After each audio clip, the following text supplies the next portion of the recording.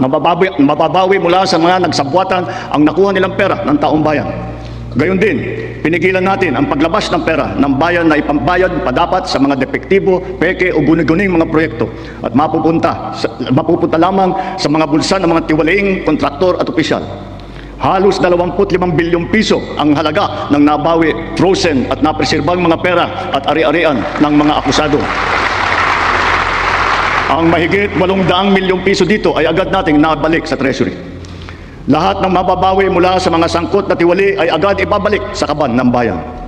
Ipinapaubaya na natin ang pag-uusig sa Ombudsman at sa ating mga pinalakas na National Prosecution Service. Nananalig din tayo sa makatarungang hatol ng hukuman. Makakaasa kayo na ang gulong ng hustisya ay tumatakbo. Sa kabila ng mga kaganapang ito, kailangan natin umusad tungo sa pagbabago. Nakatulong ang lahat ng mga ulat at hinaing ninyo sa isumbong na Pangulo. Ang inyong pagbabantay at pakikialam sa pamahalaan ay ang susi sa paglaban sa katiwalian. Ang reforma sa DPWH ay nagsimula na. Nagpasok tayo ng mga bagong graduate kasama ang mga tuwid at maasahang mga job order at contract of service.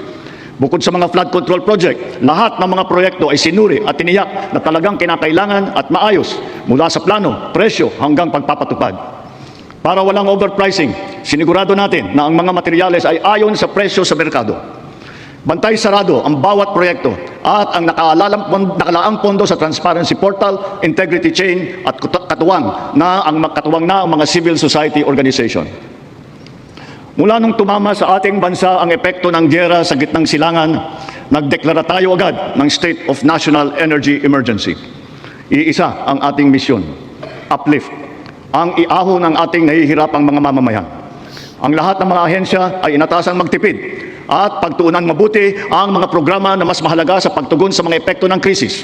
Ibinuhos natin ang pondo kung saan karapat-dapat at mas kinakailangan sa mga pangunahing serbisyong ramdam at tiyak na makakatulong sa ating mamamayan. Ang pera ng taong bayan na muntik mapunta sa bulsa ng mga tiwaling opisyal ay naisalba natin. At sa halip na nagamit natin ay nagamit natin sa mabuti at para sa tunay na kapakanan ng mamamayan. Ibinaba natin ang karagdagang halos 58 bilyong pisong pondo sa mga lokal na pamahalaan para mas mabilis at mas malawak ang paglingap sa taong bayan.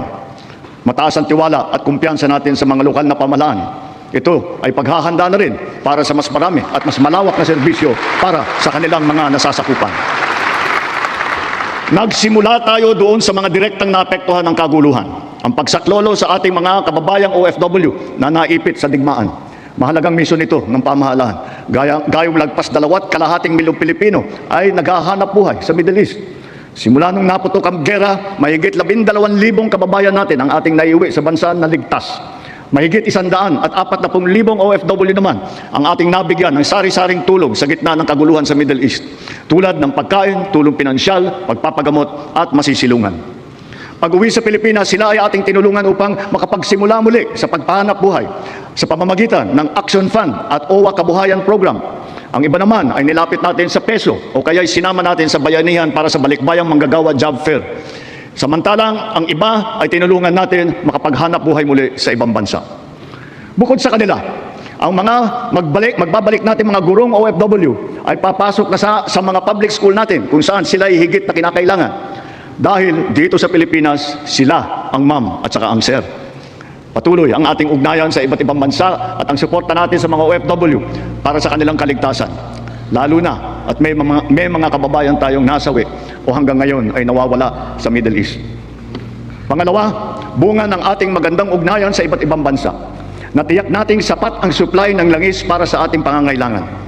Sa kabila ng pagsara ng Strait of Hormuz ay nagawa natin makabili at makapag-angkat mula sa ibang pagkukunang bansa tulad ng Japan, South Korea, Oman, India, maging sa Russia, pati na sa China. Dahil sa mga ito, natiyak natin na sapat ang supply ng bansa na tatagal hanggang halos 2 buwan. Nakipag-usap din tayo sa Iran para sa kaligtasan ng ating libo-libong mga kababayang tripulante na nasa Strait of Hormuz. Sa kooperasyon ng ating mga kumpanya ng langis, hindi naging biglaan ang pagtaas ng presyo ng petrolyo, kundi paunti-unti sa loob ng 1 linggo. Ito ay para naman maging magaang sa ating nahihirapang mga consumer. Nagtakda rin tayo ng sunod-sunod at malalaking mga price rollback na kailangan tuparin ng mga kumpanya ng langis. Sa tulong ng batas na naipasa ng Kongreso, agad din natin nasuspindi ng 3 buwan ang pagpataw ng excise tax sa LPG at saka sa kerosene. Bukod dito, agad din natin nilimitahan ang pagtaas ng presyo ng inaangkat nating bigas. Inaresto at kinasuhan din natin ang mga nahuling nagsasamantala sa kabila ng pagdurusa ng taong bayan habang may state of energy emergency. Lahat ng posibleng gawin para mababa ang presyo at mapabagal ang pagtaas nito, ginawa natin. Marami ang naapektuhan o kaya nawalan ng trabaho sa panahong ito. Kaya tuloy-tuloy ang pagsasagawa natin ng mga job fair sa buong bansa.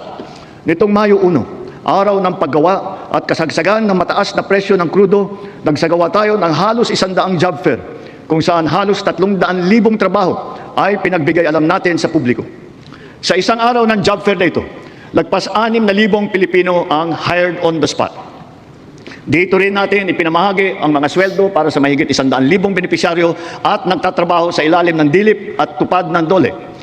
Kumilos agad tayo upang pigilan ang mabilis na pagtaas ng presyo ng bilihin. Hinikayat ang mga bangko at e-wallet na magbawas ng kanilang karaniwang singil sa bawat transaksyon na online. Kaya ngayon, maraming bangko at e-wallet na nagbaba o nagtanggal ng kanilang sinisingil sa online transaction fee. Upang makaluwag din sa mamamayan, nagbigay ang mga bangko ng hanggang 6 na buwang palugit sa pagbabayad ng utang at hanggang 1 taon naman kung ang utang ay ginamit para sa agrikultura. Ganito rin ang ginawa ng GSIS at SSS para sa mga utang ng mga miyembro nito, pati na ang NHMFC